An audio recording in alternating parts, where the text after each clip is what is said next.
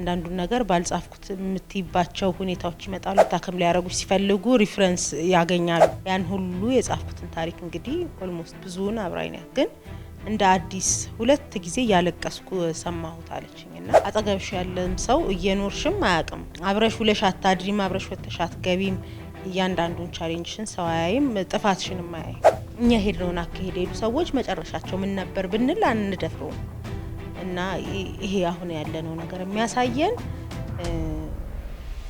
እንደው አልጠየቅንም እና አባቴ ትምህርት አልተማረም ትምህርት ቤት አልሄደም ግን መጽሐፍ ነጋዴ ስለነበር በጣም መጽሐፍ ያነብ ነበር ሁሉ በጣም ማቹር ያደረጉ ሆነ ፓወር እንዳላቸው ምናያቸው አሉ የሆኑ ሰዎች የሆኑ ግሩፖች እና እኔ የሆኑ ሰዎች ላይ ተጽዕኖ የፈጠርኩባቸው ጉዳዮች ባይዘዌ እኔ ላይ ያደረኳቸው ነገሮች ናቸው እኔ ራሴን ያሸነፍኩባቸው ነገሮች ናቸው ሌላ ሰው እንዳሸነፈ ያረጋል የኔን ህይወት ማብራራው የት ነበር የት መድረስ ፈልጋለሁ አሁን ምን ይያረኩ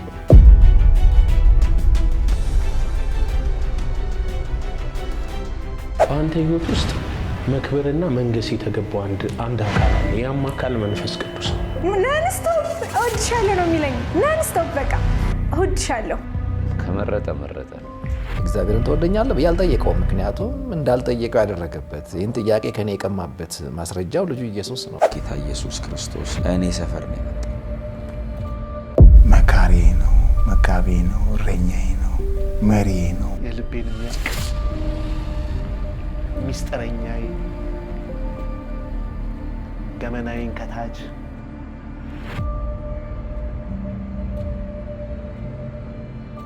እነዚህንና ሌሎችን የመንፈስ ቅዱስ ኢንካውንተሮች በሰማይ ቲዩብ የሰማዩን ብቻ በማለት እየሰራን መቆየታችን ይታወቃል። ከዚህ በተጨማሪ የሰማዩን ለማውራት በሰማይ ፖድካስት መጥተናል። ሰላም የተወደዳችሁ የሰማይ ፖድካስት ተመልካቾቻችን ዛሬም በሌላ እንግዳ በሌላ ሰማያዊ ሐሳብ ወደናንተ መተናል።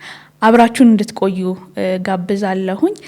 እዚህ የተወደደች እንግዳ አለችን ደሞ እኔም እንደዚህ ባበሻ ቀሚስ ዝንጥ ያልኩትኝ ነገ የሚመረቅ ሁለተኛ መጽሐፍ ይዛልን መታለች ፌቨን ጋሻው አብራኝ ትገኛለች አብራችሁን ቆዩ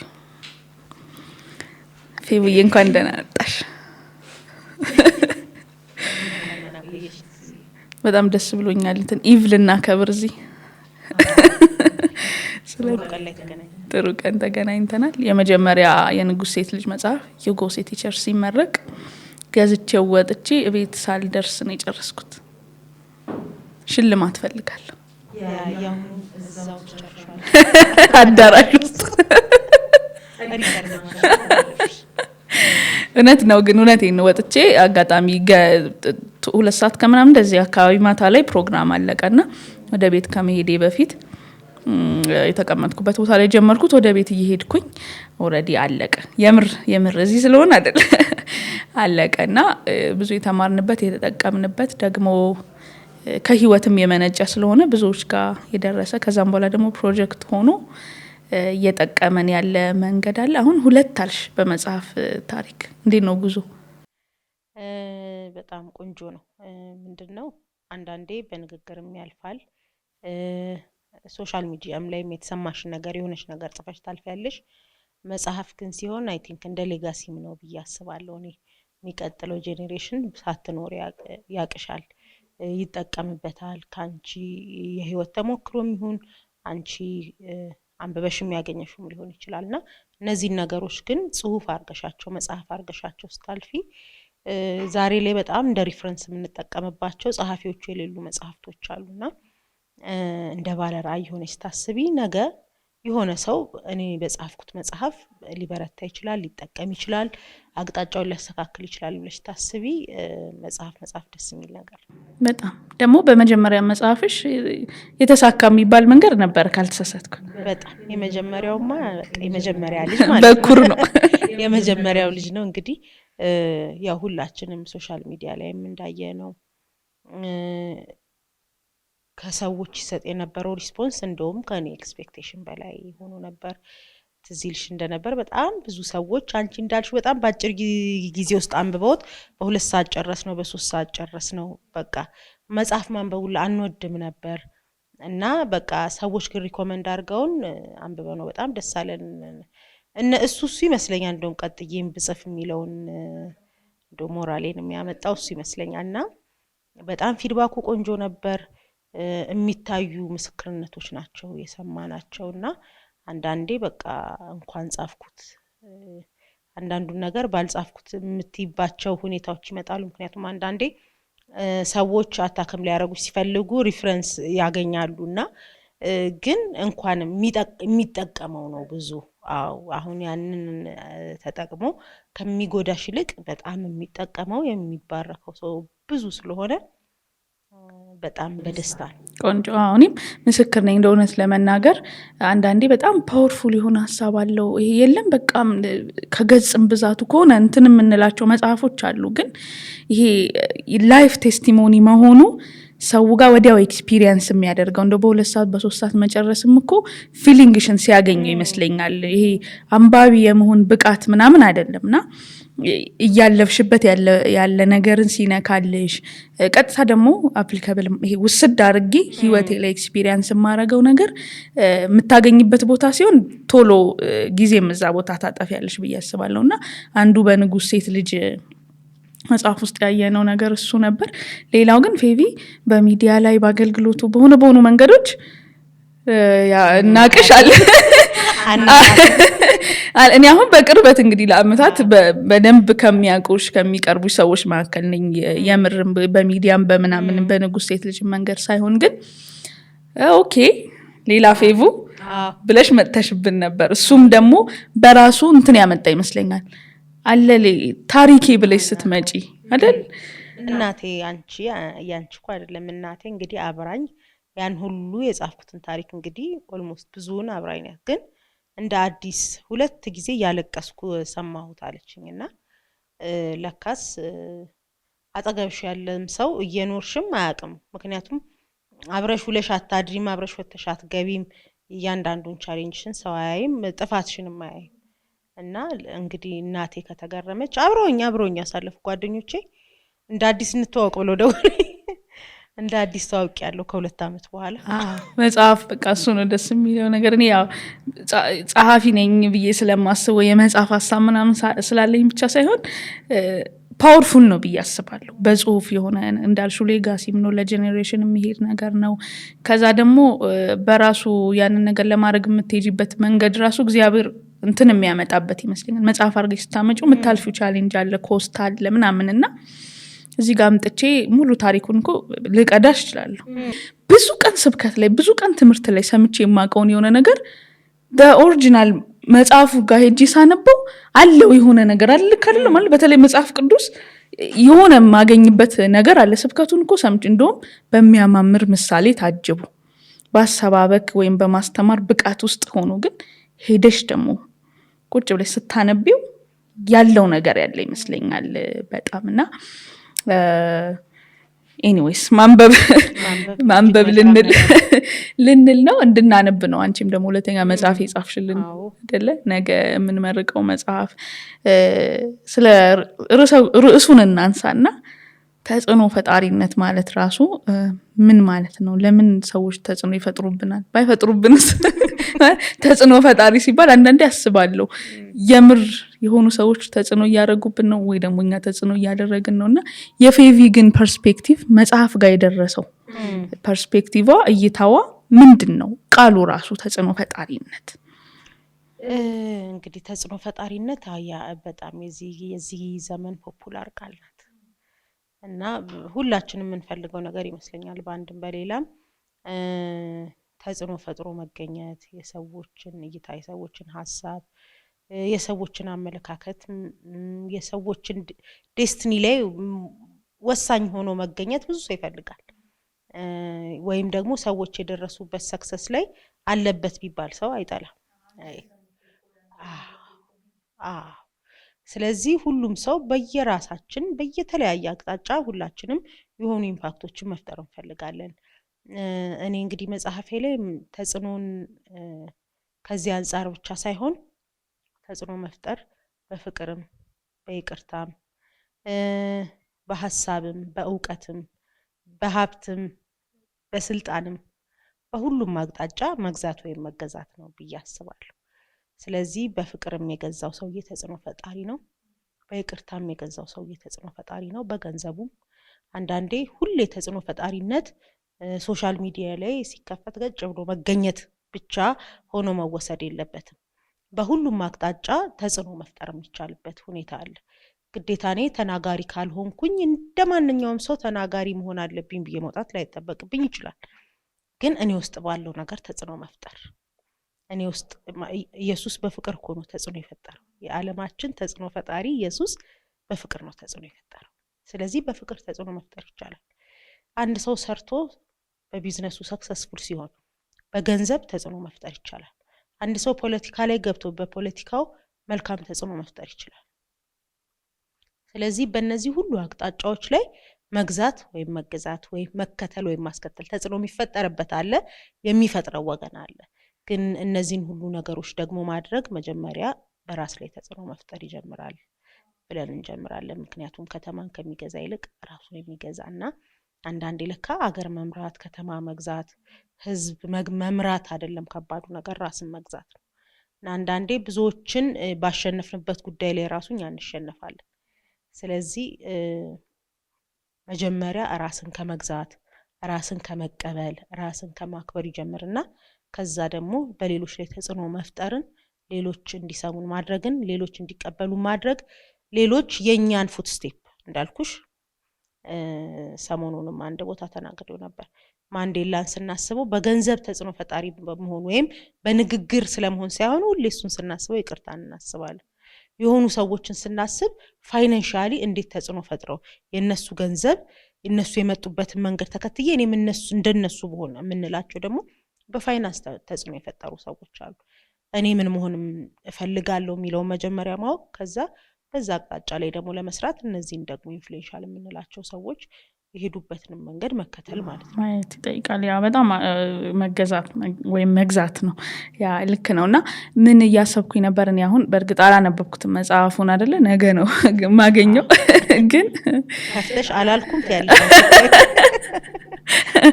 ከዛ በላይ የሚሆንብኝ ይመስለኛል አሁን ካላየውበትም አቅጣጫ እያወራሽው ስለነበረና እንግዲህ ሰማይም ስለሆነ እኔ ምን ዲስከስ እንድናደርግ ፈለኩኝ ፌቡዬ። ያው እዚህ ዓለም ላይ አይደለም የምንኖረው፣ ምንላቸው ነገሮች ሁሉ ዓለማዊ የሆነ አውድም ይኖራቸዋል። እንደ ክርስቲያን ደግሞ ክርስቲያናዊ መጽሐፍ ቅዱሳዊ የሆነ ትርጓሜ ይኖራቸዋልና እንዳልሽው ሁሉም ሰው በይቅርታም ተጽዕኖ የፈጠረ ሰው አለ፣ በመግደልም ተጽዕኖ የፈጠረ ሰው አለ። ስሰማሽ ነበር ባለፈው ስሰማሽ ነበር። እና እንደሱም ግን ሁለቱም ፓወር አንድ መጽሐፍ ላይ እንደውም ይሄን ሳነብ ነበር ማለት ሁለቱም ኃይል አንድ ይሄ አይተሽ ከሆነ በጣም ማቹር ያደረጉ የሆነ ፓወር እንዳላቸው የምናያቸው አሉ የሆኑ ሰዎች የሆኑ ግሩፖች። እና ግን መርጠሽ የሄድሽበት አቅጣጫ ተጽዕኖሽን ሊወስነው ይችላል። ሽጉጥ ሰርተዋል ሰውን የሚያገዳድለውም ሰውዬ የሆነ ለየት ያለ ጥሩ አይኪውን ጥሩ ማይንዱን ተጠቅሞ ነው ኢዝሊ ብዙ ኪሎ ሜትር እንድንጓዝ አውሮፕላንም የሰራልን ተውዬ ደሴም የሆነ አይኪውን ተጠቅሞ ነው። እና እኛ ክርስቲያኑ ጋር ስንመጣ ምንድነው መሆን ያለበት? የእግዚአብሔር ቃል ላይስ ተጽዕኖ የፈጠሩት ሰዎች ከምን አቅጣጫ ነው? ከምን አንጻር ነው? ለምን አንዳንዱ ነገር መጥቶ ዘመን ትርጓሜ ይሰጣል። አሁን እውነት ለመናገር ተጽዕኖ ፈጣሪነት ሲባልም የመጽሐፉንም ከቨር ሰው ሲያየው እኛም ስለዚህ ጉዳይ ስናወራ ተጽዕኖ መፍጠርን ኢንፍሉዌንስን የሚያስቡት ከሶሻል ሚዲያ አውድ ብቻ ነው ወይም ከታዋቂነት አውድ ብቻ ነው። ከዛ እንትን ሰፍተን የእግዚአብሔር ቃል ወይም ክርስቲያናዊ ተጽዕኖችን ምን መሆን አለበት የሚለውን ማሰብና ማንሳት እንዳለብን አሰብኩኝ። እንግዲህ እንደ መንፈሳዊ ሰው ስናስብ ደግሞ ተጽዕኖ ፈጣሪነት እኔ ማምነው የእግዚአብሔር በረከት ነው ብዬ ነው ማምነው። ምክንያቱም መጽሐፍ ቅዱስ ላይ ስለ አብርሃም ሲናገር እግዚአብሔር አብርሃምን ባረከው ስሙንም ገናና አደረገው ይላል። የስም መግነን የእግዚአብሔር በረከት ነው። ስለዚህ ስምሽ ሲገን በመንፈሳዊው ዓለም ደግሞ ይሄ የእግዚአብሔር ብለሲንግ ነው። በቃ አብርሃምን ስሙን ያገነነው የአብርሃም የሆነ ትልቅ ስራ መስራት አይደለም፣ እግዚአብሔር ግን የአብርሃምን ስም አገነነው ይላል።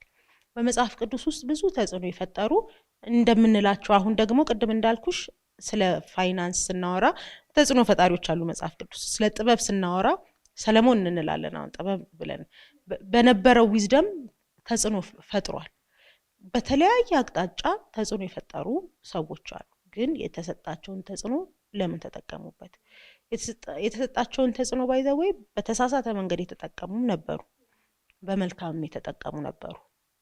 ተጽዕኖን ሲሰጣቸው ተጽዕኖን ይዘው ያሮጡ ከነ ተጽዕኗቸው ቀጥዬ ልሂድ ወይ ቀጥዬ ልውጣ ወይ ቀጥዬ ምን እንዳደርግ ትፈልጋለህ ያሉ ደግሞ እግዚአብሔርን በመስማት የቀጠሉ አሉ። ተቀብለው ሮጠው ደግሞ ለራሳቸው ጉዳይ ተጠቅመውበት ያለፉ ደግሞ ሰዎች አሉ። ስለዚህ እኔና አንቺ ደግሞ ተጽዕኖ ፈጣሪነትን ስናስብ ሪፈረንሶች አሉ መጽሐፍ ቅዱስ ውስጥ ገባሽ?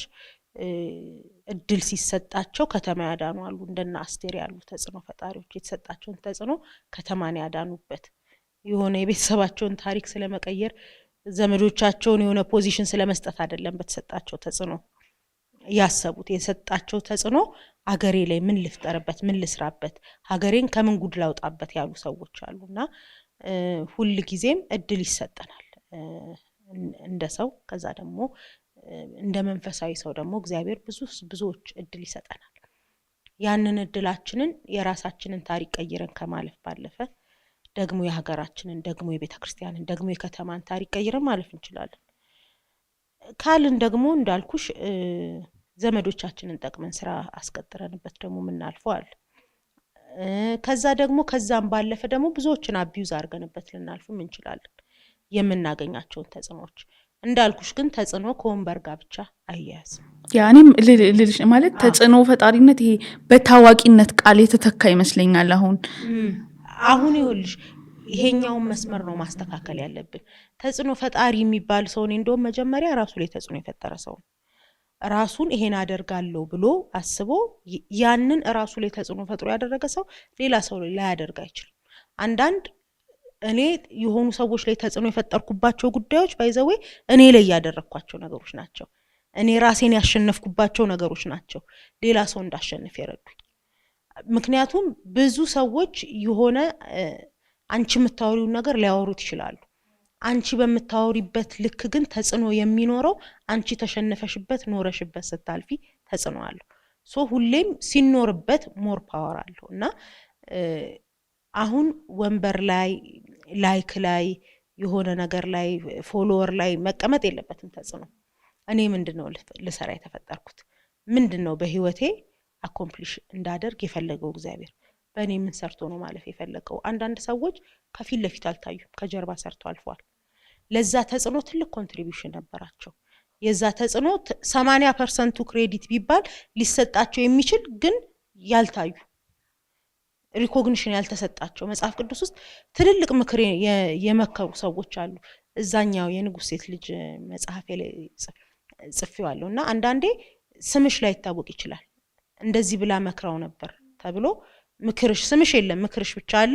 ያንቺ ምክር ግን ያን ሰው ከስንት ጉድ አስመልጦታል። አንቺ ተጽዕኖ ፈጣሪ ነሽ። ነሰሰርሊ አንተ ቢልቦርድ ላይ ሊሰቀልልሽ አይገባም ያንቺ ምክር እሱ ብቻ ሆኖ። አሁን እኔ ምንድነው እናስተካክለው ይገባል እንዳልሽው ተጽዕኖ ፈጣሪነት ሁለት ነገር ያለው በደንብ። አንደኛ ቅድም አንቺ ስታነሺው እንደነበረው በጣም ፐርሰናላይዝ የሆነ እሱ ተጽዕኖ መፍጠር ነው ወይስ ሲጀመር ማለት በተለይ የእግዚአብሔር ቃል ጋር ስንሄድ ያው ተጽዕኖ መፍጠር ከቪዥነሪ ከመሆን ጋር ከሆነ ራዕይ ጋር ይገናኛል። ቪዥን ተቀብለው የወጡ ሰዎች ደግሞ ለህዝብ ጩኸት መፍትሄ ሲሆኑ ነው ያየነውና ለራስ ጥቅምም ከዛ ደግሞ ትክክል ላልሆኑ ተግባሮችም ተጽዕኖ ፈጣሪነታችን አንደኛ የተጠቀምንበት ያለበትን ፖይንት። ሁለት ደግሞ እንትን ካታጎራይዝ ተደርጎ ተጽዕኖ ፈጣሪነት ታዋቂነት ተደርጎ የታየበትና ወጣቱ እንትን ይሄ ትግል ውስጥ ያለ ይመስለኛል፣ ፉክክር ውስጥ ያለ ለብዙ ተስፋ መቁረጣችን ምክንያት ነው ብዬ ማስበውም እሱ ነው። የሚነገሩ እንደዚህ አይነት ነገሮች በልጅነት አኮምፕሊሽ የተደረጉ የሚመስሉ ነገሮች ከታች ያለው ወጣት በፊትኛ በሄድንበት መንገድ ውስጥ ማለት በ18 ዓመትሽ ስለምንም ልታስቢያችሁ ወይ ስለ ትምህርት ነው ወይ ስለ ትምህርት ነው እንታስቢያለሽ። አሁን የ18 የ19 ዓመት ልጅ እንዴት አድርጎ ቲክቶክ ላይ ገብቶ ፎሎወር አግኝቶ ምናም ተጫውቶ ይሆን ነገር አድርጎ ብር ሰርቶ ከዛ ደግሞ ብር ሰርተናል የሚሉ ደግሞ ብዙ አሉ። የሚያየው በእድሜው መሆን ያለበትን ሳይሆን በሱ እድሜ ሌሎች አሁን ተጽዕኖ ፈጣሪ የምንላቸው የሆኑትን ነው የሚያየውና እኔ ግን እኔን ነው ማየት ያለብኝ ሁሌ ላለው እኔ ራሴን ማወዳደረው ከትላንትና ከነገ ጋር ነው ከሰው ጋር አይደለም ስለዚህ እኔ አሁን ካለሁበት ጋር የት መድረስ ፈልጋለሁ ብዬ ካሰብኩ በእኔ እድሜ ያለችው አንዲት ወዳጄ የግል ጀትን ቢኖራት ከኔ ግብ አንፃር እንጂ ከሷ ጉዳይ ጋር አይደለም ሚሊዮነር ብትሆን ወይ ደግሞ ታዋቂ ብትሆን በጣም ብዙ ተከታይ ቢኖራት ከሷ አንፃር የኔ ህይወት አይብራራ የኔን ህይወት ማብራራው የት ነበርኩ የት መድረስ ፈልጋለሁ አሁን ምን እያረኩ ነው ሁላችንም በዛ አቅጣጫ ራሳችንን ማየት ብንችል አንሳሳትም ነበር ግን አንዳንዴ እኛ ጋር ያለውን ትልቁን ፕሪሺየስ ነገር ውዱን ነገር ዋጋ እንድናጣለትና ምንም እንዳልሰራን እንዲሰማን ያደርገናል የሆነ ሰው መጥቶ ወይ የሆነ ጓደኛችን የሆነ ደረጃ ሊስደርስ ወይ የሆነ ወዳጃችን አንድ ቦታ ላይ ስናየው እኛኮ በጣም ብዙ ነገር ሰርተናል ከእድሜያችን በላይ ሆነ እንደው ብዙ መስራት የምንችለውን ከምንችለውን በላይ ሰርተናል ከዛ ጋር እናስተያየውና ቫልዩ ያጣብናል እና ተጽዕኖ ፈጣሪነት የሆነ በእንደዚህ አይነት መንገድ የሚብራራ አይደለም እንዳልኩሽ በቃ መጀመሪያ እኮ ራሴ ላይ እኔ በጣም ፕራውድ ሆኖ ባይዘው በራሴ ላይ ተጽዕኖ በፈጠርኩባቸው ነገሮች ነው ማለት በሆነ ማጋጣሚ እኮ ሰው ሶሻል ሚዲያ ላይ የሆነ ሰሞን ሊታወቅ ይችላል በጣም ብዙ አይተናል ግን እምገረመው እኔ በራሴ ላይ ተጽዕኖ ፈጥሬያለሁ ወይ እኔ መሆን ለምፈልገው ነገር ራሴ ላይ ጨክኛለሁ ወይ ተጽዕኖ ፈጣሪነት እኮ ይልሽ ራስሽ ጉዳይ ላይ መጨከን ነው ፍላጎትሽ ላይ መጨከን አምሮትሽ ላይ መጨከን ውሎሽ ላይ መጨከን ሰርክልሽ ላይ መጨከን መገኘት እየፈለግሽ አለ መገኘት እዛ ቦታ ላይ መዋል እየፈለግሽ አለ መዋል ራስሽ ላይ ጨክነሽ ቅድም እንዳልሹ ማኪያቶ መጠጣሽ ሲገባሽ ቁጭ ብለሽ ራስሽ ላይ ኢንቨስት ማድረግ ማንበብ መማር ራስን ማሳደግ እነዚህ ነገሮችን መጀመሪያ ራሳችንን አሸንፈናል ስለውጭ ተጽዕኖ ከማሰባችን በፊት ራሳችን ላይ ምን ያህል ተጽዕኖ ፈጥረናል እኔን ሊያሳስበኝ የሚገባው ራሴ ላይ ፈጠርኩት ተጽዕኖ ምን ያህል ነው በጣም ደግሞ ውጪ ያለውንም ተጽዕኖአችንን መጠኑን እሱም ይለካብን ይመስለኛል ፌቡዬ ማለት መጠኑንም ቆይታውንም እንዳልሽው ደግሞ አሁን ከሶሻል ሚዲያ ጋር ብቻ የተገናኘው ተጽዕኖ ፈጣሪነት እኔ ተጽዕኖ ፈጣሪነት ሳይሆን አንዳንዴ እድልም ነው አይደለ የቫይራል ዘመን ላይ ስላለ የሆነ ቀን ተጽዕኖ ፈጣሪ ሆነሽ እኮ አይደለ ድፍረት እድል ምናምን ኖሮሽ ብቻ የሆነ ቀን የሆነ ነገር ሊሆን ከዛ ሊበርድ ይችላል ግን ባልሽው መንገድ ይሄ ራስሽ ላይ ኢንቨስት ታደርጊ እንደ እግዚአብሔር ቃል ራስሽን ስታሸንፊኛ ሲጀመር ያው በሁለት መንግስት ትግል ውስጥም አይደለም የምንኖረው በዚህ ዓለም ሳለን የሆነ መከራ አለብን ደግሞ መንፈሳዊ ዓለም የምንለው ሰማያዊ ዓለም የምንለው ራሳችን ላይ እንዲገለጥ የምንፈልገው መልክ አለ በሱ መንገድ ውስጥ ራሳችንን አሸንፈን ስጋችንን አሸንፈን በዚህ ዓለም ያለውን ነገር አሸንፈን ስንመጣ የምንፈጥረው ተጽዕኖ ቆይታውን መጠኑም እና አሁን ራሱ ድብቅ ያደረገ ተጽዕኖ ፈጣሪ ብዙ አለ እንደምጤ ማለት በእነሱ በሚባለው አውድ ህመም እያለ አይደል ውስጥ የሆነ ነገር እያለ ታሪክ እየሰሩ ያሉ ሰዎች አሉ በይዘው አናቃቸውን በመልክ ስማቸውንም አናቀውም ግን ለሚታዩት መልካም ለውጦች ሳይታዩ እየሰሩ ያሉ በጣም በበጎ አድራጎት እየሰሩ ያሉ አሉ በፖለቲካ ውስጥ እየሰሩ ያሉ አሉ በቢዝነስ ውስጥ በእያንዳንዱ ነገር ውስጥ የተሻለ ኢሜጅ አሁን ላሉበት ፕሮፌሽን የተሻለ ኢሜጅ እንዲመጣ እየሰሩ ያሉ አሉ ግን አናቃቸው የሚገርምሽ እኮ ትዙዬ በተለይ በአሁኑ ሰዓት ላይ ሶሻል ሚዲያ ላይ የምናያቸው አንዳንድ ተጽዕኖዎች ነገ ልጆቻችን ቢያዩት የምናፍርባቸው ናቸው ነገ ሰዎች ቢያዩት የማያከብሩን እኛ ራሳችን ማናከብርበት ትረስት ማንደረግበት አንዳንዴ 500,000 ፎሎወር መኖሪያ አይደለም ነገ እኔን ለምክሩ የሚፈልገኛል ለቁም ነገር የሚፈልገኛል ግራ ቢገባኝ ላማክረው ሄዳለሁ ያንን ሰው አንዳንዴ ምንድነው at the end of the day ምንድነው ትልልቅ እኮ ሴሌብሪቲ የነበሩ ሰዎች እኮ ሱሳይድ አድርገዋል የማይሞሉ ክፍተቶች አሉ በታዋቂነት በተፈላጊነት በተደማጭነት የማይሞሉ ክፍተቶች አሉ ይሄ የፋን ጉዳይ አይደለም ብዙ ሰው ላይ ተጽዕኖ ፈጥረው ራሳቸው ላይ ተጽዕኖ ስላልፈጠሩ የራሳቸውን ክፍተት መሙላት ስላቃታቸው ነው እዚህ ሁሉ ነገር ውስጥ የሚገቡትና ከራስ እንጀምራለን ያው ቅድም እንዳልኩሽ ተጽዕኖ በራስና በሌሎች ላይ ነው የሚፈጠረው ግን ከራስ እንጀምራለን የራሳችን ሲሞላ ይሄ ምንድነው ከኦቨርፍሎ ያረጋል አይደል የኛ ካፕ ሲሞላ ስለዚህ የኛ ላይ መስራት የኛ ላይ ኢንቨስት ማድረግ ራሳችን ላይ መስራት ራሱ ተጽዕኖ ዛሬ አንድ ሰው ሲነግረኝ ነበር ፌም ማናጀር አላቸው እነዚህ ትልልቅ ሴሌብሪቲ ሰዎች ምክንያቱም ፌም ራሱ ሲመጣ እንዴት ማኔጅ እንደሚያደርጉት ስለማያውቁ በማይሆን መንገድ ሊቀለብሱት ይችላሉና ለዛ እንኳን ማናጀር አላቸውና እኛ ማናጀር ምንም የለንም። አንዳንዶቻችን እጃችን ላይ ድንገት የገባ ተደማጭነት አለ፣ ተሰሚነት አለ። ህዝቡን እንደፈለግን አንዴ ወደዚህ ስንመልሰው አንዴ ወደዚህ ስናደርገው በቃ ሰውም አሁን የዛን ያህልኮ በጣም በጊዜ ቆይታ ውስጥ ያሉትን ካልሆነ እንደው ድንገት ብቅ የሚሉትን ሪስፔክትም ማያረግም ቫልዩም ማያረግም ብዬ ነው የማስበው። ምክንያቱም ዛሬ ያመሰገነውን ሰው ነው ነገ ሲሰድበው የምታዩ። ረጅም ጊዜ ክፍተትም የለውም።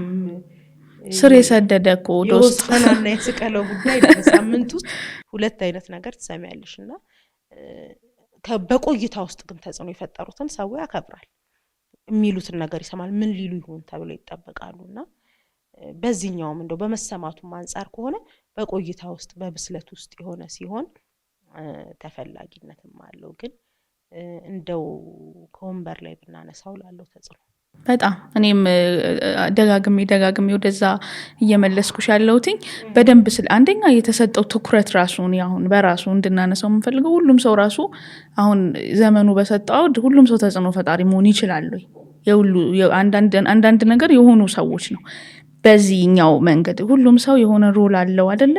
የሆነ የሚጫወተው የሚያዋጣው ነገር አለ ህይወት ውስጥ። ግን አሁን እንትን ተጽዕኖ ፈጣሪነት እንትን ነው ተብሎ በተባለው ነገር ውስጥ ለመሆን በምንሯሯጠው ሩጫ ባለፈው ሳምንት እንደውም አንድ ጽሁፍ ሶሻል ሚዲያ ላይ ያጋራው ነበር። ማለት አፍተሩን መጨረሻ ላይ እኛ ከኛ ጋር እንቀራለን ራሳችን ላይ ኢንቨስት ባላደረግንበት። እኛ ይሄ ኢንቨስትመንቱ በጣም ሌክዠሪ የሆነውን አይደለም ልሽ ኢቭን ደና ያልሆኑ ግን ውጪ በጣም እንትን ያሉ ሰዎች ያለው የሆነ ብዙ ህዝብ ጋር ይደረሱ የሆነ ነገር እያወሩ ያሉ የሆነ ነገር እና እቺ ነገር ስታልፍ በያስባሉ እቺ ሲዝን ስታልፍ እቺ ታይም ስታልፍ ስር የሰደደ ነገር ስላል እነሱ ከነሱ በቃ እኔ ከኔ ጋር ስቀር ደና ነኝ እሱ በጣም ያሳስበኛልና እሱን ደግሞ ያመጣው አንድም ዘመኑ ይሄ የሰጠን እንትን የግድ ግዴታ ሆኗል። በቃ ማለት ያለ አይመስለኝም ያ ጩኸት የሌለው ሰው ኢቭን ቤተክርስቲያን ውስጥም ቸርች ውስጥም መተን ግቡ ተጽዕኖ መፍጠር ወይም ግቡ ታዋቂነት እሱስ መሆን ማለት የሆነ ነገር ስትሰሪ እኮ ነው ፌቪ ያለ እዚህ ጋር የመጣሽው የሆነ ነገር በመስራት ውስጥ ነው ይሄ ነገር የሚመጣ የሆነ ነገር ለመሆን በራሱ ዝም ብሎ ሰው ፊትሽን ሲያዩ እናቃታለው የሚል ለመሆን መኖርስ አለበት። ይሄ ጩኸታችን ፍላጎታችን እንደወጣት ስፔሻሊ ታናናሾቻችንን ታርጌት አድርገን እንድናወራ የምንፈልገው ግዴታስ ነው ወይ? ደህና ሆነን መኖር የለብንም? ሁላችንም ተጽዕኖ መፍጠር አለብን ወይ ለሚለው ከአንድ አቅጣጫ ብቻ ካላየ ነው አዎ ብዬ አምናለሁ። ምክንያቱም ገዢነት ራሱ ኦቶሪቲያችን ነው የተሰጠን። ግን በምን እንግዛ፣ እንዴት እንግዛ፣ ምንድነው መግዣ መንገዱ? እንዳልሽው ሁሉ ጊዜ የሆነ የሚታወቅ ፊት መሆን አይደለም መግዛት። ቢሮን በስርዓት የሚያስተዳድር ሰው፣ በስርዓት የሚመራ ሰው እሱ በቢሮ ውስጥ ተጽዕኖ ፈጣሪ። ቤተሰቡን የሚያስተዳድር ሰው፣ ቤተሰቡን በትክክል የሚመራ ሰው በቤተሰብ ውስጥ እሱ ተጽዕኖ ፈጣሪ። ስለዚህ ሁሉም በተቀመጠበት ባለበት ቦታ በተሰጠው ሪስፖንሲቢሊቲ እግዚአብሔር በውስጡ ባስቀመጠው ራዕይ ተጽዕኖ ፈጣሪ መሆን ይችላል። ሌላኛው ግን ምንድነው ስንነሳ ተጽዕኖ ፈጣሪ ነው ብለን ግን መነሳት አይጠበቅብንም። ተጽዕኖ ፈጣሪነት ጆርኒው ነው ማለት። እኔ አሁን ለምሳሌ ሰዎች ሲያገኙው ጥሩ ነው ያለሽው ምናምን የታይሽ ነው ተጽዕኖ ምናምን አሁን ያለውን ነገር ይነግሩኛል። ግን ስነሳኔ እንደዛ ብዬ አልተነሳሁኝም። ውስጥ ያለውን ፓሽን ውስጥ ያለውን ህልም ለመኖር ነው የተነሳው። አንድም ቀን አሁን ላይ ያለውን ነገር አስቤው አላውቅም። ግን እየሰራሽ ምንድነው መድኃኒት ለጨጓራ ተብሎ የሚሰጥ መድኃኒት ጉበትሽን ይነካል እና በጣም ውሃ ጠጪ በጣም እንዲያ ካለ በዚያ እንዲነካል ይባልና ለአንዳንድ ህመሞቻችን የሚሰጡ መድኃኒቶች ሌላ ነገራችንን ይነኩታልና ተያያዥ መዘዝ እንለዋለን አይደል በአማርኛ። እና ተጽዕኖ ፈጣሪነት ተያያዥ መዘዝ ነው። እኛ ስንሰራ የሚመጡ ተያያዥ መዘዞች አሉ። በቃ ተክተይ ስትሰሪ ኮሚትድ ስትሆኚ በተሰጠሽ ቦታ ላይ በተቀመጥሽበት ጉዳይ ላይ ያንቺ ትጋት ያንቺ መሰጠት ያንቺ ዛ ጉዳይ ላይ መስራት ሲመጣ ተያያዥ መዘዝ ነው። በቃ መድኃኒቱን ወስደሽ ሳይድ ኢፌክቱን አልፈልገውም አትይም። በቃ መድኃኒቱ ሳይድ ኢፌክት አለው። ይሄኛውም ኮሚትመንት ሳይድ ኢፌክት አለው። ሳይድ ኢፌክቱ ኢንፍሉዌንሻል ትሆኛለሽ፣ ተሰሚ ትሆኛለሽ። የሆኑ ያንቺ ነገሮች ተሰሚ ይሆናሉ። ለምን? መንገድሽ ነው ያንን ያመጣው። ስለዚህ አሁን ስለ ዴስቲኔሽኑ ስለመጨረሻው ወይ የሆነ መሆን ስለምንፈልገው ነገር ሳይሆን እስቲ መንገዱን እስቲ እቺ የምትደብረዋን በጧት ተነስተን ስራችንን መግባታችንን ስራችንን መስራታችንን የያዝናት ጉዳይ ላይ ሲሪየስ ሆነን ግብጋ ማድረሳችንን የሚሰጡንን ኃላፊነቶች መወጣታችንን በተቀመጥንበት ቦታ ታማኝነታችንን እነዚህ ነገሮችን እናስብ እንጂ ያኛውን ያሰብሽ እንዴት ትሄጃለሽ? ይሄኛውን ግን ከሰራሹ ያኛው ዲፎልት ነው። በቃ አለመሆን አይችልም ማለት አንቺ በሄድሽ በምትሄጅበት መንገድ ያያየ ሰው ዋው ቢሮ ውስጥ እየሰራች እኮ ክርስትና እንደሷ የሚባል ሰው እሷ ታማኝ ናት፣ እሷ ሰጪ ናት፣ እሷ ግቧት በላ፣ እሷ ሰዎችን ታከብራለች፣ ተጽዕኖ ፈጣሪ ናት፣ እሷ እየተከተላት ያለ ሰው አለ እንደሷ መሆን ነው የምፈልገው የሚሉ ሰዎች ቢሮ ውስጥ ክሬት እያደረገች ነው በታማኝነቷ፣ በቅንነቷ፣ በኮሚትመንቷ፣ በማንኛውም ነገር። እሷ አሁን ተጽዕኖ ልፍጠር ብላ አይደለም የወጣችሁ ልትኖር ነው የወጣችሁ። ግን ትክክለኛውን ህይወት ስንኖር የሚከተሉን የሚሰሙን የኛን ህይወት የሚፈልጉ ጠንካራ ስትሆኚ እንዳንቺ ጠንካራ በሆን የሚሉ ሰዎች ይመጣሉ። እንዳንቺ ጠንካራ እንሁን የሚሉ ሰዎች ለማፍራት ብለሽ እንዴት ትወጫለሽ? አየሽ ያንቺ ህይወት አትራክት የሚያደርገው ነገር እንጂ አንቺ ዲማንድ የምታረጊው አይደለም። ራሱ ስጡኝ የምትዩ ጉዳይ አይደለም እኮ ተጽዕኖን እንትን ልፍጠርባችሁ ካልተከተላችሁኝ የምትዩ ጉዳይ አይደለም። መጀመሪያ ሊያምንብሽ ይገባል የሚከተልሽ ሰው በማለት በኔጌቲቭም ቢሆን እኮ ደንሰውም ቢሆን ተሳልቦም ቢሆን ሊያምንባቸው ይገባል። ሰው በቃ አይቶ የሆነ የተመሰጠበት ነገር አለ ማለት ነው። ወይ ንግግራቸውን ወይ አተሻሸታቸውን ወይ ደግሞ የጀመሩትን እንቅስቃሴ የሚደንሱትን ዳንስ ዋትኤቨር ያን ነገር እኮ ሲያምንበት ነው እንጂ ዝም ብሎ ገብቶ ሁሉንም ሰው ፎሎ አያረግም። ሰው በኔጌቲቭም ቢሆን በፖዚቲቭም ቢሆን ሰው መጀመሪያ ስራው ላይ ነው የሚያተኩረው። ስራው ነው ተጽዕኖን የሚሰጠውና አሁን ይሄኛው ጄኔሬሽን ሪዛልቱን ሳይሆን ስራው ላይ እናተኩር። ስራው ውጤቱን ያመጣዋል። ከዛ መጨረሻ ላይ ሳናቀው ወይ ጠንካራ ነሽ ትባያለሽ፣ ወይ የፍቅር ሰው ነሽ ትባያለሽ፣ ወይ ሰጪ ነሽ ትባያለሽ፣ ወይ ታማኝ ነሽ ትባያለሽ። በአንዱ ጉዳይ ግን ሰዎች አንቺን ሊሆኑሽ የሚፈልጉት እንዳንቺ ቢሆንላቸው የሚመኙት ፐርሰናሊቲ ይኖርሻል ማለት ነው። እንዳልሽው ገዢነት ኔቸራችን መሆኑ ስለ ፍሬም እያነሳን ነበረ። ያው መጽሐፍ ቅዱስም በፍሬያችሁ ያውቋቸዋል ይላልና መታወቁ ደህና ሆኖ ሳለ በፍሬያችን ቢሆን እንደ ክርስቲያን ደግሞ ፍሬውም መልካም በሰውም በእግዚአብሔርም ፊት አንዳንዱ ነገር በሰው ፊት ያስከብራል፣ በሰው ፊት ተጽዕኖ ይፈጥራል። የለም የሆነ ነገር ይሆናል፣ በእግዚአብሔር ፊት ግን ይለጣል ከሚባሉት ማለት ነው። ይሄኛው የተአምራት ነው። ምድር ላይ ሲሰሩ ተአምራት ናቸው። ከዛ ሄደው ደግን የማይታወቁት ማለት ነው። ሌላኛው እንደዛ እንዳንሆን ስለመሰጋ ነው አንዳንዴ። አይና እንዳልሽው ዝም ብሎ ያስታውቃል። ሪዛልቱን ፈልጎ እየሄደ ያለ ትውልድና ስራው እየገለጠው ያለ ሰው ያስታውቃል። እየሰራ ወደ ውስጥ ስር እየሰደደ ሲሄድ ይመጣል። ወደሽ ሳይሆን በግድሽ ሲጀመር ኢንፍሉዌንስ መፍጠርም መታወቅም የሆነ የፈጠራ ስራ ክሬት ማድረግም ሶልቭ እንዳደረግሽው ችግር መጠን ነው ይባላል አይደል? የሆኑ ነገሮች መጥተው በጣም ዛሬ በቃ እንትናንትንን ፈጥሯል ሲባል አምፖል ሲፈጠር በጣም በቃ ዋው ብለን ያደነቅ ነው ያስፈልግ ነበር ማለት ነው። ሄደሽ የምትሞይው እንትን የሆኑ ቤት ጨለማ ነበር። የሆነ ነገር አምፖል መጥቶ ሲመጣ የሆነ ነገር አምጥተዋል። የሆነ ሶልቭ የምናደርገው ችግር እኔ አሁን እሱ ሶርስ ጋር እንድንሄድ ነው። ያለንን ነገር ደግሞ ሶሻል ሚዲያ በደንብ አጋልጦን አይደለ? ምን ገበያው ምን እንደሚፈልግ ያስታውቃል። የምር እውነት ምን እንስራ፣ እንደ ክርስቲያን ምን እንስራ፣ በየትኛው አቅጣጫ እንገለጥ የሚለው ነገር ይታያልና እሱን ነገር አይተሽ ያንን ነገር ለመቅረፍ እዛ ነገር ላይ የሆነ ቫልዩ አድ ለማድረግ ስትሄጂ ምን አንዳንዴ ራሳቸውን እንዲያርገው እኮ የቀረጹ ወይም እንትን ያሉ ሰዎች አይደለም እንዴት እንደሆነ የት እንደሆነ የማያውቁ ሰዎች እናያቸዋለን ሶሻል ሚዲያ ላይ አይደለ በጣም በቃ ተግተው እየሰሩ ካሉት ሰዎች በላይ በአጋጣሚ የወጣ የሆነ ነገራቸው እነሱ ኑሯቸው እንዳልሹ ቅድም ህይወታቸው ሆኖ በራሳቸው መንገድ ላይ ሆኖ የሆነ ቀን ግን እኛ ጋር ቢደርሱ ዊኒድ እሱን ሰብስታንስ ማለት እሱን እየፈለግን ስለነበር ሳቲስፋይ እንሆናለን እኛ ህይወት ላይ ተጽዕኖ ያደርጋል እኔ በጣም ስታስቢው ምን ደስ ይልሻል አሁን አንቺ ጋር ኮሜንት የሚያደርጉ ልጆች አሉ ሶሻል ሚዲያ ላይ ምናምን ነገር እና በጣም ተጽዕኖውን የማይበት እንትን ልወስን ነበር ትቼዋለሁ ሲል ሰው በጣም ተጽዕኖ ላይ ማለት ይሄ ውሳኔ ላይ ማዋጣት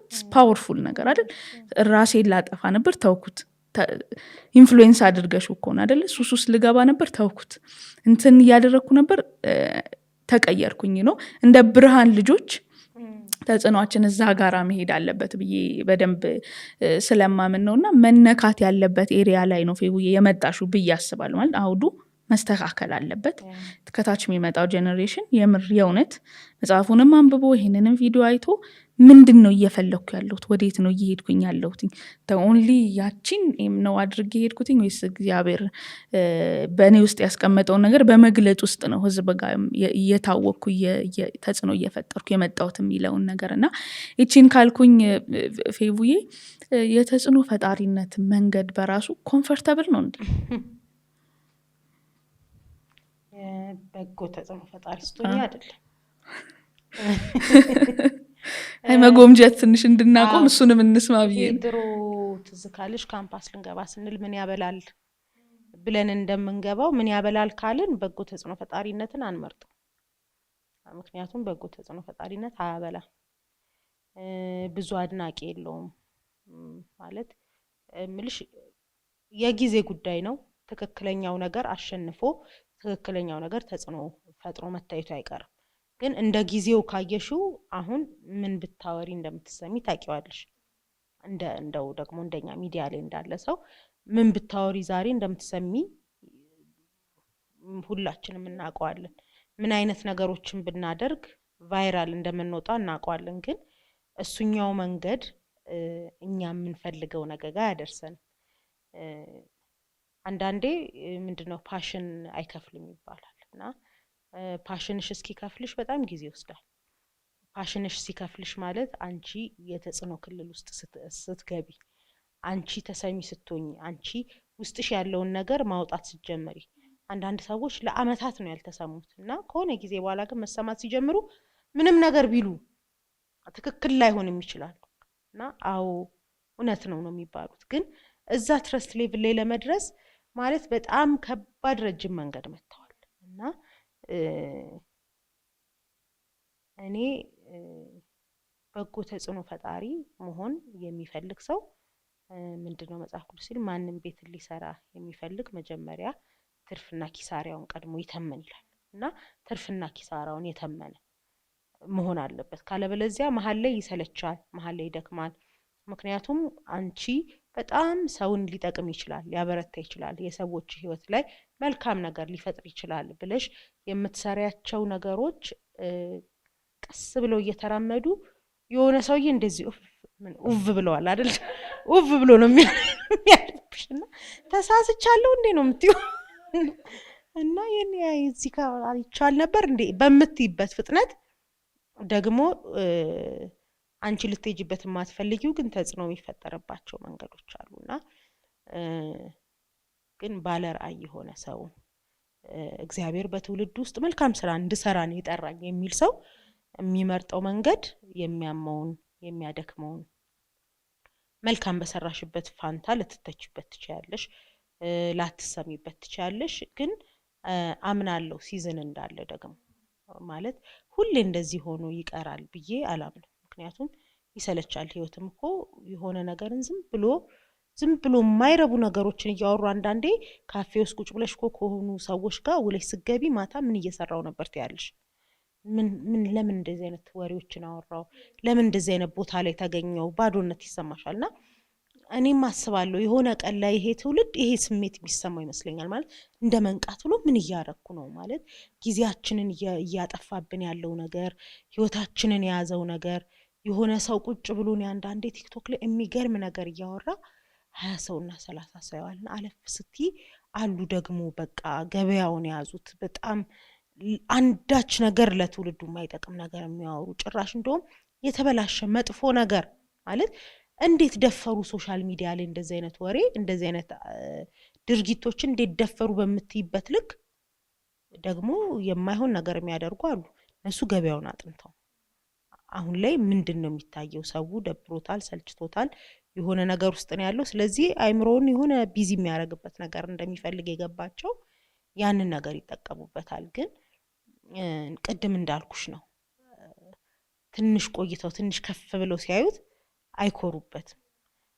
ማንንም የሚያምናቸው ሰው ያገኙ at the end of the day አሁን ላይ የሆነ ብር ሊሰሩበት ይችላሉ፣ የሆነ ፎሎ ሊያገኙበት ይችላሉ፣ የሆነ ስም ሊያገኙበት ይችላሉ። ግን በጣም ትንሽ ጊዜ ነው። ትክክለኛው ነገር ደግሞ ማሸነፍ ሲጀምር ይሄኛው በእውነት ደግሞ ዋጋ እየከፈለ መልካሙ ነገር ላይ የሰራ ሰው ፍሬውን የሚበላበት ጊዜ ይመጣል። ያ ፍሬውን መብላት ደግሞ ማለት በትውልዱ ላይ ያንን መልካም ተጽዕኖ ፈጥሮ በጣም ትክክለኛ አስተሳሰብ ኖሮን ምክንያታዊዎች ሆነን አሁን በቃ ሁሉም ነገር በኢሞሽን አይደል ያለው። የሆነ ሰውን ተነስተሽ ከተሳደብሽ ሁሉም አብሮሽ ይሰድብልሻል። ነገ ተነስቶ ሌላኛው ሰውዬ አይ አይደለም እንዲ ነው ካለ ሁሉም አብሮ ደግሞ ያመሰግናል። ሪዝነብል እንኳን አይደለንም።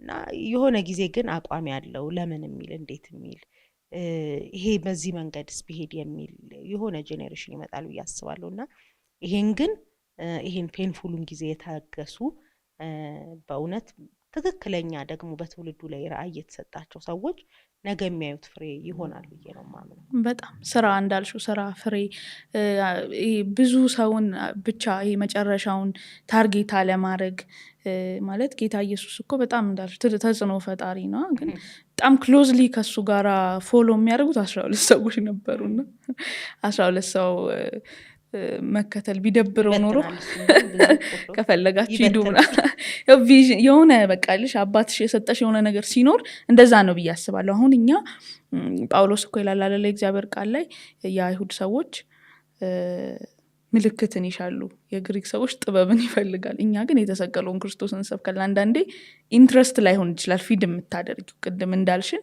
ሶሻል ሚዲያ ላይ ምን ተፈለገ ብሎ የሚመጡ ሰዎች አሉ። ግን ምን ያስፈልጋል ደግሞ ምን ማድረግ አለብኝ እኔ ውስጥ የተቀመጠው ነገር ምንድነው ብሎ መምጣት በ12 ሰው ሊያስከትልሽ ይችላል። ተከታይ ከሆነ ኤምሽ በቃ እሱ ጋር ልትቆሚ ትችላለሽ።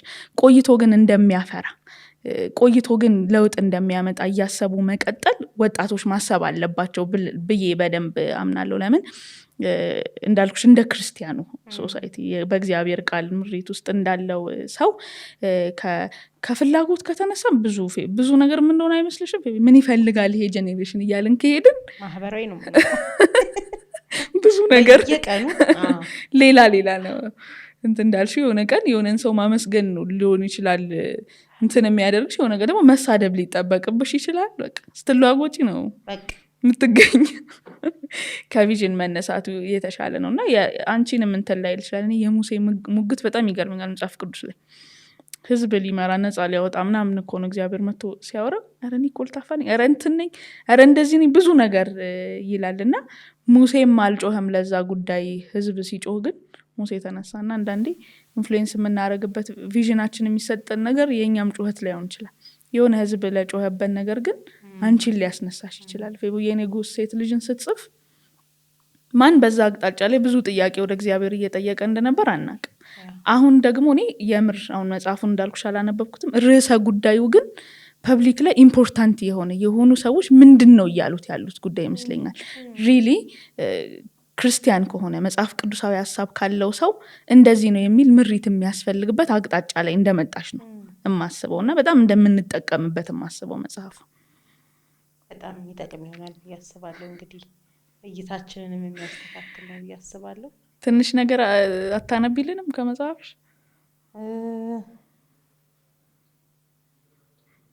ዘማሪ እዚህ መጥቶ እንደሚዘምር ጸሐፊ እዚህ መጥቶ ጥቂት ነገር ያነባል።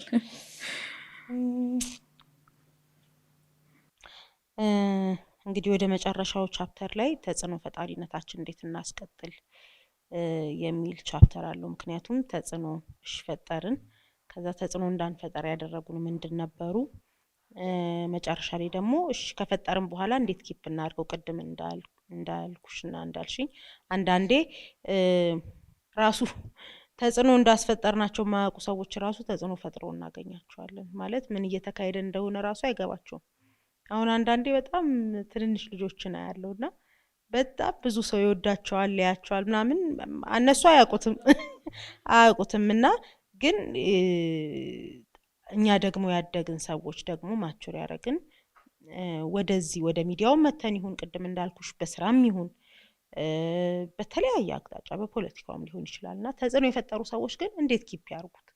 ይሄ ምንድነው ፖፕኮርን ጄኔሬሽን ላሉ አንዴ ተዋ ብሎ ይወጣና ከዛ የለም እና እንዴት ኪፕ እናርገው የሚለው ውስጥ አንደኛው ፕሪንሲፕል በድል ማግስት ትምህርት ወይም ከድል በኋላ ስልጠና ይላል። የብዙዎች አንዴ የሆነ ነገር አቺቭ ስናደርግ በቃ እሱን ራሱ ስናጣጥመው በጣም ረጅም ጊዜ ነው የምንቆየውና ከሱ ጋር የተያዘ 5ኛው ቻፕተር ላይ ምን ይላል? የድልና የውጤት የበረከትና የስኬት ልኬት ምርጫ ነው ተባብለናል። ድላችንን በተጨማሪና በሚቀጥሉ በማይቆሙ ድሎች ደግሞ እናጅባቸው። ህይወት በሰልፏ ቀጣይነት ለነጻነት ለስኬት በሚደረግ ትግል በሚጣፍጥ ድል የተሞላች የመኖራ ፈቃዷን ያህል ትኖራለች ወይም ታኖራለች። ይህ ድል ክብር፣ ከፍታና የአሸናፊነት ሜዳሊያ የምናጠልቅበትና የምንቆምበት ግን መድረክ አይደለም። ሁልጊዜ ቀጣይና ተከታታይ ድል አለ። አንድ የሌለ ነገር አለ፣ እርሱም የመጨረሻ የሚባል ድል የለም። እስኪ ልጠይቃችሁ፣ ኃይሌ ገብረስላሴ ለረጅም ዓመታት ድሉን ተጽዕኖውን በማስቀጠል ሪከርድን በመስበር የብዙ ሜዳሊያ ሽልማት ባለቤት እንደሆነ ሁላችን እናውቃለን። ታዲያ ይህ ብርቅዬ ሯጫችን የመጀመሪያውን የወርቅ ሜዳሊያ ባገኘ ማግስት የሚተኛ ይመስላችኋል? በጭራሽ። ለቀጣይ ድል ራሱን ያዘጋጃል እንጂ እንደገና ወደ ስልጠናው ሜዳ፣ ወደዛ ከባድ ተራራ እልህ አስጨራሽ ልምምድ ይገባል እንጂ። የብዙዎቻችን ተጽዕኖ ፈጣንነትን በማስቀጠል የብዙዎቻችን ተጽዕኖ ፈጣሪነትን የማስቀጠል ፈተና በድል ማግስት ራስን ለቀጣይ ድል ለቀጣይ ከፍታ በማዘጋጀት ፈንታ በትላንት ድል ውስጥ እየዋኘን የነገውን ከፍታ እናጠዋለን። የአንድ ሰሞን ብርቱ የአንድ ሰሞን ተጽዕኖ ፈጣሪ ሆነን እንቀራለን። ታዲያ መፍትሄው በማያቋርጥ ዝግጅት በማያቋርጥ እድገትና ስራ ውስጥ መሆን ነው። የትላንቱ ድል ለነገ አይሆንም። ሰው በአንድ ድል ከአንድ ጊዜ በላይ አያጨበጭብም። ደግሞ በቀጣይ ከፍታ ስኬትና እርምጃ ግን ቀጣይነት ያለው ተጽዕኖ ፈጣሪነት አለ። ድል ለቀጣይ እድል እና ስራ እንጂ ለመዘናጊያ ምክንያት አይሆንብን እያለ ይቀጥላል። ስለዚህ ሁሌ ድልን ስናገኝ በቃ አይገርም እያልን ሰዎችም ያዘናጉናል። እኛም በጣም የመጨረሻው ችግራችን የሆነ ነገር ፈልገን ልክ እሱ ጋር ስንደርስ የምንቆማት ነገር ነውና የመጨረሻ የሚባል ድል የለም። ሁሌም እየሰራን ማለፍ እንዲሆንልን ነው እንግዲህ የምትመኘው። እንደ መጀመሪያ ራሳችንን ገዝተን ራሳችን ላይ ኢንፍሉዌንስ አድርገን ወደ ሌላ የምንሄደው እንዳልነው እዚህም ጋራ በደንብ ራስን መግዛት የሚያስፈልግበት ሲዝን የሚመጣ ይመስለኛል። ፋይም ማናጀር አላቸው እንዳልሽን እሷን ነገር ማኔጅ ማድረግ በራሱ እዚህ ጋር እየወረሽ ስታወሪ ስለ ወታደሮች ያወራል። በጦር ሜዳ ሄደው ውጊያ ላይ ሲያሸንፉ በቃ ተዋጋን ጨረስን ማረጋችንን ስጥን ብሎ አይቀመጡ። በማግስቱም ወደ ስልጠናቸው ይገባሉ። ደግሞ ቀጣይ ሌላ ድል ስለሚያስፈልጋቸው ቀጣይ ሌላ ደግሞ ጠላት ስላለባቸው ነው። ሁሌ በማያቋርጥ ስራ ውስጥ መሆን አለብን። በጣም ድንቅ ነው። ደግሞ ሩጫና ጦርነት ወታደርነት መጽሐፍ ቅዱስ ላይም ህይወትን የተመሰለባቸው እንትኖች ናቸው አይደል? እንደ ወታደር እንደ ሯጭ ይላልና ብዙ ልንማርባቸው የምንችላቸው ነገሮች የእግዚአብሔርም ቃል ላይ ያሉ ነገሮች ነው የተነሱት። ሙሉውን እስክናነብ በደንብ ነው የምንጓጓው። አሁን እኛ ከተጽዕኖ ፈጣሪነት ጎራ ሆነን ብዙ ነገር አለን። ትንሽ እንደ ትውልድ ደግሞ ኢንፍሉዌንሱ ተጽዕኖ እየደረሰበት ያለው ወይም የሆነ ሰው ተጽዕኖ ውስጥ የወደቀ ደግሞ ብዙ ትውልድ አለ። እሱን ነገር እንዴት ነው ማኔጅ ማድረግ ያለብን? እንዴት ነው መምረጥ ያለብን? ኢዝሊ አሁን ሁሉ ነገር እጃችን ላይ የሆነበት ዘመን ስለሆነ እሱስ ያኛው ወገን ትዙ ቅድም ላነሳልሽ እንደሞከርኩት የብዙ ወጣቶች ፈተና ነው ብዬ አስባለሁ። አሁን ላይ ያለው ያልተማጠነ የተጽዕኖ እይታና ራሱ ያለው የተጽዕኖ ፈጣሪነት አይነት በጣም በልጅነት እድሜያቸው በጣም ብዙ ብር ሜክ አረግን እያሉ ያሉ አሉ፣ ብዙ ተደማጭነት ያላቸው አሉ። ስለዚህ አሁን ተምሮ ተመርቆ ስራ ይዞ የሆነ ነገር ከመስራት ይልቅ ይሄ የመጣንበትን ያኔ የትምህርቱ መንገድ አይፈልጉትም። በቃ ማለት ምን እንዳላመጣ አይነት ነገር ቶሎ ብለው ሶሻል ሚዲያ ላይ ሞተው ይሁን የሆነ ነገር ማርገው ይሁን እዛ ነገር ውስጥ መግባት ይፈልጋል። ያ ነገር ደግሞ ለሁሉም እኩል ውጤት አይሰጥም። ባይዘው እንደው ካልሽ እንደው የተሳደበው ሁሉ ፌመስ አይሆን፣ የደነሰም ሁሉ ፌመስ አይሆን እና ያንን መንገድ እኮ ይሞክሩታል፣ ግን በቃ ደግሞ አይሆንላቸውም እና እኔ የፈለኩትን ነገር መሆን አልችልም፣ በቃ ሁሉን ነገር ሞክሬያለሁ ተስፋ ቆርጫለሁ ብሎ ይጽፉልኛል። እኔና ራሱ ተስፋ ለመቁረጥ ራሱ እኮ የሆነ አንዳንዴ ስለ ተስፋ መቁረጥ ለማውራት የሆነ መንገድ የሄደ ሰው ሲሆን ራሱ ትረጃዋለሽ። አንዳንዴ መኖር አልጀመሩም ተስፋ ሲቆርጡ ገና ህይወትን ራሱ አላዩአትም ማለት ምንድነው? ከምን ተነስተን ነው ተስፋ ይቆረጥ ነው?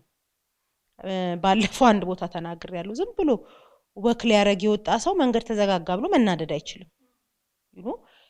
ግን የሆነ ታርጌት ኖሮት ይሄን ሰርቼ ይሄን አሳክቼ ይሄንን ነገር አድርጌ እመጣለሁ ብሎ የወጣ ሰው ግን ያንን ማድረግ ሲያቅተው በመንገድ ላይ ቀረሁ ይላል። ወክ የሚያረገው መንገድ ላይ ቀረሁ አይልም። በቃ ዛሬ አልተሳካም ነገ ወክ እናረጋለን ብለሽ ትመለሻለሽ። ከምንም መነሻ የሌለው ህልም የሌለው ግብ የሌለው መንገድ የሌለው ተስፋ መቁረጥ ግን አሁን በጣም በተደጋጋሚ ደግሞ በቃ ይሄ እንደ መንፈስም ነው የሆነብኝ። እኔ ኮንታጂየስ ሆኖ ሁሉም ወጣት ጋር ተመሳሳይ ቋንቋ ተመሳሳይ አይነት ንግግር እየሰማን ያለ ነውና ሁሌ ግን ምን እላለሁ ልንደርስበት አስበን ተስፋ ከምንቆርጥበት ጉዳይ ይልቅ ትላንት አናልፈውም ብለን የመጣናቸው መንገዶች ብዙ አሉ። እነሱም ብናስብ ዛሬ ላይ ተስፋ መቁረጣችን በዚህ ሌቭል አይሆንም ነበር። ምክንያቱም ትላንትናም በዛም ማነሰም የመጣናቸው መንገዶች አሉ። ዛሬ ላይ ሆነን ስናስብ እናመሰግንባቸዋለን። እኔ ፌቨን ዛሬ ነገም መሆን የምትፈልጋቸው በጣም ትልቅ ነገሮች አሉ። ለዛ ፋይት ስታረግን የመጣቻቸውን መንገዶች ክሬዲት ማሳጣት የለባት። እግዚአብሔር በዚህ መንገዷ ውስጥ ያሳያትን መልካምነት ያየችውን የእግዚአብሔር ቸርነት መርሳት የለባት። ሁሌ ወደፊት አስበን ተስፋ ከመቁረጥ ይልቅ ወደ ኋላ አስበን ማመስገን ብንጀምር ተስፋ መቁረጣችን እንዲ ቶሎ ቶሎ ወደኛ ህይወት የሚመጣና በየጉዳዩ በቃኝ የምንልበት አይሆንም ነበር ብዬ አስባለሁና ይሄ ጄኔሬሽን አንድ አመት ወደፊት ሲያስብ ደግሞ ወደ ኋላ አንድ አመት አስቦ እግዚአብሔርን ማመስገን አለበት። ትላንት የነበርንበት ጋር አይደለም ያለነው። የትላንት ጥያቄያችን አይደለም ዛሬ ጥያቄያችን። ቢያንስ ጥያቄ ቀይረናል። ጥያቄ እንኳን ቢኖርብን የትላንት ነው አይደለም ጥያቄውና ያለንበትን ሁኔታ በምስጋና ትላንትን አልፈናል አይደል? ዳዊት ትልቅየው ፈተና ጎልያድ ሲገጥመው የትላንት ሪፈረንስ አለው። ያንን አለመርሳቱ ነው እዚህ ጋር እንዴ ትላንትና እግዚአብሔር የረዳኝ መርዳት አለ። ማንም ባላየው ጊዜ ማንም ከጎኑ ባልነበረ ጊዜ እግዚአብሔር የረዳው መርዳት ነበርና እዚህ ጋር ትዕቢተኛ ቢሉት ቢሰድቡት ኮንፊደንሱ ትላንትና እግዚአብሔር እሱን የረዳው መርዳት ነውና ሁላችንም በእድሜያችን ያየነው እግዚአብሔር እርዳታ አለ። ያንን ሪፈረንስ አድርገን አሁን ለገጠመን ፈተና ያንን በቃ ትላንት በዚህ ውስጥ ያሳልፈኝ እግዚአብሔር አሁንም ይችላል።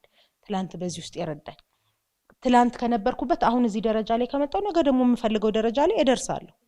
ማን ደርስበት ምንም ምክንያት የለም። እንኳን ተክተን ሰርተን በየአቅጣጫው ህይወታችን ላይ ኢንቨስት አድርገን መሆን የምንፈልገው ነገር ለይተን የማይሆን ነገር የለም እና እግዚአብሔር ደግሞ አለ ያያል። እግዚአብሔር የሆነ ሰው የሆነ ቦታን ክፍተት ለመሙላት የፈጠረው ሰው የለም። ሁሉንም ሰው በአላማ ነው የፈጠረው እና ለፈጠርከኝ አላማ መኖር እንድችል እያልን ደግሞ መጸለይ አለብን። አንድ ሰው ከእንደዚህ አይነት ተስፋ መቁረጥና ከዛ ደግሞ ቀጥሎ ራሱ ተጽዕኖ ፈጣሪ ለመሆን መጸለይ ያለበት ምንድነው? በኔ ህይወት ውስጥ መኖር ያለበት ነገር ምንድነው? በኔ ልትሰራ ያሰብከው ምንድነው? ቀጥዬ እንዳደርግ የምትፈልገው የሚለውን ነገር ማሰብና መጠየቅ አለበት። ስለዚህ እነዚህ ነገሮች ቢያደርግ ይሄ እንግዲህ ብርቱ የሆነ ይሄ ጀግና የሆነ ወጣት ውስጡ ያለውን አቅም እያወጣ ያልፋልና ማይልስ ሞሮ እንደሚለው በቃ በጣም ትልልቅ ፖቴንሻሎች የማይበት ቦታ መቃብር ነው ይላል። ያልተጻፉ መጽሐፎች ያልወጡ ኢንቨንት ሊደረጉ የሚገባቸው ፈጠራዎች በጣም ብዙ አቅሞች መቃብር ውስጥ አሉና ተስፋ በመቁረጥ በሚባል ተልካሻ ምክንያት ውስጣችን ያለውን አቅም ይዘን አንሞትም። ፈጣን ሆነ እንዳልሽው ተስፋ ለመቁረጡ እንትኑ ምናምን ቀደም ስትይ የብድሮ ልቤን አመመኝ ሲል ትልቅ ልቤቱ ጋር ነው ትለኝ ነበር ማለት ገና ልቤቱ ጋር እንደሆነ ታውቀሽ ነው አይነት እና ተስፋ የምንቆርጥበት ፍጥነት ተስፋ መቁረጥ ራሱ የቱ ጋር ነው የሚባልበት ላይ ይሆናልና ቆንጆ ነገር ነው ሼር ያደረግሽን ፌቡዬ። ከነገ ጀምሮ ደግሞ መጽሐፉ እጃችን ስለሚገባ እኔ ያው እንዲህ ባበሻ ቀሚስ ዛሬ አስመርቅ ያለው በዚሁ ነው የሚሄደው። ይሄን ትውልድ ደግመሽ ባታገኘው እንደ ላስት ወርድ ይሄ የምክር ቃሌ ነው። ሁሉ መንገድ አሜን። አይ በቃ ሁሌ እንደ መጨረሻ ቀን ኑሩ ስለተባልን ታያለሽ እንደ ሁሉም እድል ያው እግዚአብሔር አይደለ የሚሰጠው። ይሄንንም አጋጣሚ እግዚአብሔር ነው የሰጠንና ሁሉንም እንግዳ የምንጠይቀው ነው። የመጨረሻ ሁሉም ያወራነው ነገር እኮ የሚጠቅም ነው የሚስተጋባ ነው። ግን ይሄ የፌቡ የምክር ቃል ነው የምንለው ስለ ንባብ ስለ ተጽዕኖ ፈጠራ ከተነሳንበት ነገር ጋር ተነስተሽ ለኔና ለዚህ ትውልድ ያለሽ የምክር ቃል ምንድን ነው? በጣም በህይወቴ ሁሉንም ወጣት ባገኘው የምነግረው አንድ ነገር አለ እና እሱም አንደኛው የመጀመሪያው የማይገባ ቦታ ላይ ጉልበታችሁን አታባክኑ የሚል ነው የመጀመሪያ ምክሬ። ምክንያቱም አሁንም ደግሜ የምለው ተደጋግሞ በወጣቱ ዘንድ የሚሰማው ይሄ ተስፋ መቁረጥ ቃል የማይገባ ቦታ ላይ የባከነ እምነት፣ የባከነ ፍቅር፣ የባከነ ኮሚትመንት ገባሽ ትክክለኛ ያልሆነ ቦታ ላይ ብዙ ነገራቸውን ይሰጡና ከዛ በኋላ እዛ ቦታ ላይ የሚጠብቁትን ምላሽ ሲያጡ ትክክለኛው ቦታ ላይ ሲሄዱ አቅም ያንሳቸዋል። ደግሞ ሰው ለማመን ደግሞ ራሳቸውን ለመስጠት ደግሞ በመጀመሪያው ኢነርጂ በቃ ልክ አሁን አንዳንዴ በቃ ብለው ሲደክማቸው ነገሩ ሲሳካ አሁን ከደከመኝ በኋላ ደረስክ ይላሉ እና ከደከመን በኋላ እንዳንደርስ ኢነርጂያችንን ትክክለኛ ቦታ ላይ ለዛ ነው መጸለይ ያለብን። በቃ የማይገባ ቦታ ላይ ጉልበታችን እንዳይባክን ድንገት ትክክለኛው ጊዜ ላይ ልንነሳ ስንል ኃይል ከኛ እንዳይጠፋ ለትክክለኛው ነገር የምናወጣው ጉልበት እንዳናጣ በጣም ወጣቶች ሊጠነቀቁበት የሚገባው ጉልበታችንን የት ጋር ነው እያባከነን ያለነው። ይሄን ሲመለከቱ ምን ላይ ነው ጊዜን እያጠፋ ያለሁት? ምን ላይ ነው ፍቅሬን ኢንቨስት እያረኩ ያለሁት? ምን ላይ ነው ኮሚትመንቴን ኢንቨስት እያረኩ ያለሁት? ምን ላይ ነው ያለኝን ታለንት አንዳንዴ ሮንግ ቦታ ኢንቨስት ታረጊውና ማለት ነው ላለሽ አቅም እንኳን እምነት አይኖርሽም። ራስሽን ትጠረጥሪዋለሽ። እምቺውን ነገር እንደማቺው ይሰማሻል። ሮንግ ቦታ ኢንቨስት ስላረግሽው እዛ ጋር ያለ ሰው አክኖሌጅ ማያረግልሽም፣ አያበረታታሽም፣ ውስጥሽን ያለውን አቅም እንድታወጪ እድሉን አይሰጥሽም። ስለዚህ ትጠረጥሪዋለሽ ራስሽን እየቻልሽው እንደምቺው እያወቅሽ እዛ ነገር ላይ አቅሙ እንዳለሽ እያወቅሽና የተሳሳተ ቦታ ላይ ጉልበታችሁ እንዳታባክኑ ነው። ግን ደግሞ ወጣት ነን፣ እናጠፋለን፣ እንሳሳታለን። ማንም ብርቱ የለም። አዳይንድ ኦፍ ተዴ ትላንትና ተሳስቻለሁ ብዬ አንድ መጽሐፍ ጽፌ ከነበር ከዚህ በኋላ 3 የተሳሳትኩባቸው መጽሐፎች ልጽፍ እችላለሁ። ላልሳሳት አልችልም፣ ላላጠፋ አልችልም። አንድ ነገር ግን ነው ህይወት ይቀጥላል። ካጠፋሁም በኋላ ከተበላሸብኝም በኋላ እንደገና አስተካክዬ እንደገና ተነስቼ መቀጠል ከፈለኩኝ ህይወት ይቀጥላል። ስለዚህ ይሄንን ነው ማሰብ ያለበት ወጣት ማለት። በጣም ትረስት አድርጎ ሊከዳ ይችላል። በጣም የሆነ ነገር ላይ በጣም ብዙ ሰርቶ ውጤት ሊያጣ ይችላል። በጣም የለፋበትን ያህል ላያገኝበት ይችላል። በጣም የጠበቀው ነገር የሆነ እንዳልጠበቀው ሊሆንበት ይችላል። እኔ ካለሁኝ ይቀጥላል። እኔ በቃ ካላልኩኝ ይቀጥላል። እና እኔ ስቆም ነው ነገር የሚቆመው። እኛ ባለመቆም ሁሌ ምን ላለው በሚሄድ ዓለም ውስጥ እንዳትቆሙ ላለው እና እየሄደ ነው፣ ሁሉም ነገር እየሄደ ነው። ለምንድን ነው እኛ የምንቆመው? ስለሚቀጥል አብረን እንቀጥል። ሁሌም ለማስተካከያ ጊዜ አለ። ሁሌም ለማጥፋት ጊዜ ከነበረን ለማስተካከል ጊዜ አለን። ለማዘን ጊዜ ከነበረን ለመደሰት ጊዜ አለን። ተስፋ ለመቁረጥ ጊዜ ከነበረን እንደገና ተስፋችን ሊመለስም ጊዜ አለ። ስለዚህ በሚቆም ነገር ውስጥ እንዳንያዝ ሁሌ በመሄድ ውስጥ ሁሌ በመራመድ ውስጥ ድንገት ሳናቀው የፈለግንበት ቦታ ጋር ደርሰን ራሳችንን እናገኘዋለንና እንዳትቆሙ ቀጥሉ። መቆም በጭራሽ የአንድ ወጣት ምርጫ አይደለም። ያ ድጋሚ እድላለሁ። እውነት ነው። ዓመተ ምህረት ላይ አይደል ያለነው። በጣም ቆንጆ ምክር ነው የሰጠሽን ፌቡዬ፣ እጅግ በጣም አድርጌ አመሰግናለሁ።